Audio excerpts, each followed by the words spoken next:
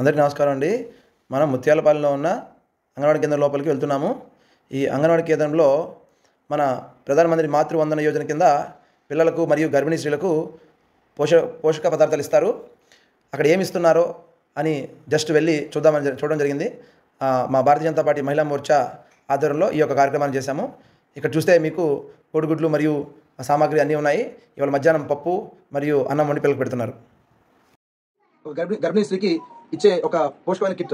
ముందుగా కందిపప్పు, ఆ తర్వాత బియ్యము, నూనె ప్యాకెట్, 4 బెల్లము, 5 ఖర్జూరము, 6 చిక్కీ,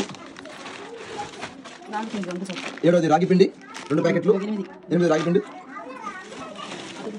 అడుగులు 9. ఇలా మన ఎన్డీఏ కూటమి మన గర్భిణీ స్త్రీలు ఆరోగ్యం బాగుండాలని, వారు పుట్టే పిల్లలు బాగా హెల్తీగా పుట్టాలి.